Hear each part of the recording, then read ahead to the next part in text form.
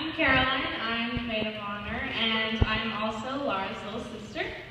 And it was really hard growing up with Laura and Adam, because she's always been the perfect girl.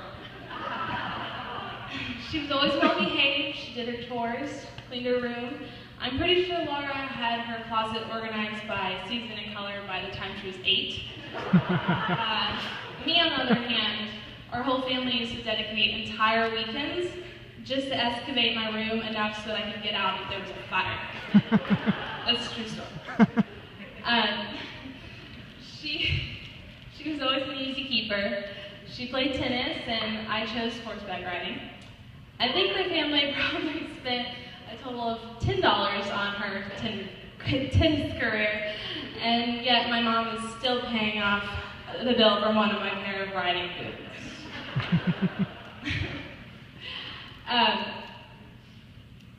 She's always been a good, sweet girl. Her first boyfriend wasn't until late high school, but I was chasing boys as soon as I was old enough to grab onto their hair. I could give you tons of other reasons why she's always been the perfect girl, but it boils down to the fact that my sister was born to be the perfect wife. And Lee, I know it's a lot of pressure, you know, because you gotta be the perfect husband. And I don't want you to feel like a shitty sibling. So, you're in luck, because it just so happens that 8 years ago, Laura and I wrote down a book called Rules for the Perfect Guy. And it just so happens that I have that here tonight. So I'm going to give you a couple of rules to follow.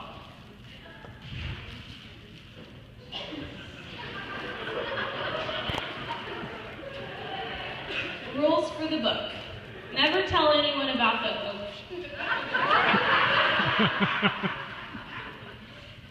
Rule number 1, plaid shorts are hot.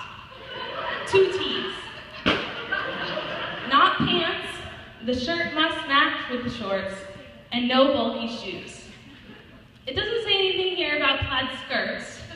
I'm not entirely sure Laura and I were prepared for that to be a possibility, so you're gonna have to figure that one out on your own. Rule 10, calf muscle must be poking out. No chicken legs. I don't know if you guys have seen Lee's legs lately, but he needs some work on that one. Rule number 15. Rings are totally sexy. You've already got a head start on that. All you have to do is spend your entire life savings. Rule number 16.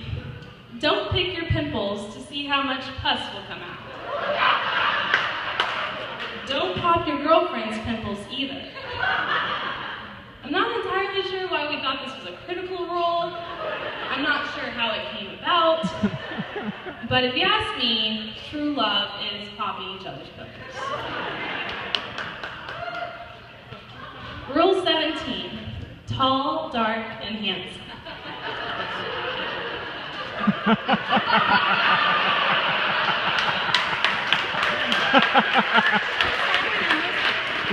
Rule 26.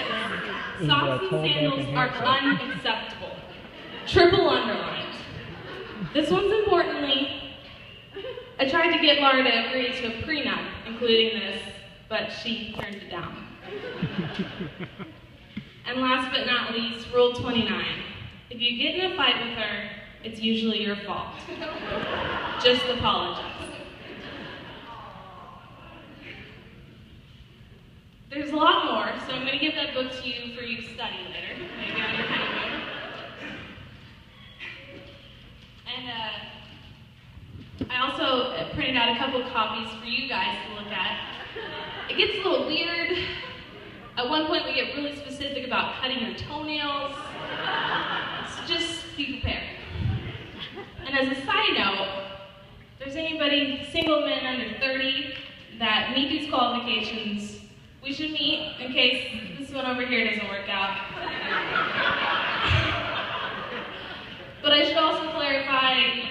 cousin or anything. This is in Scotland.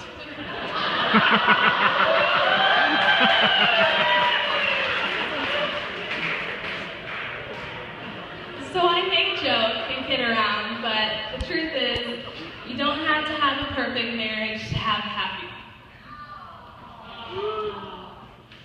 And this is the part of my speech where I would give you guys some sort of marital advice, but I'm 23, and the closest thing I've had to everlasting love was with a piece of cake. And it didn't last very long. So the best I can say is good luck. I love you, I'm proud of you, and I'm so happy you found your Scottish Prince charming.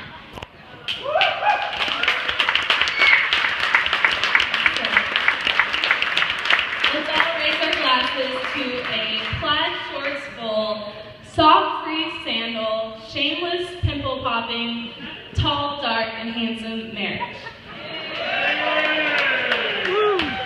Put your hands together one more time, Carolyn Harrison. Perfect.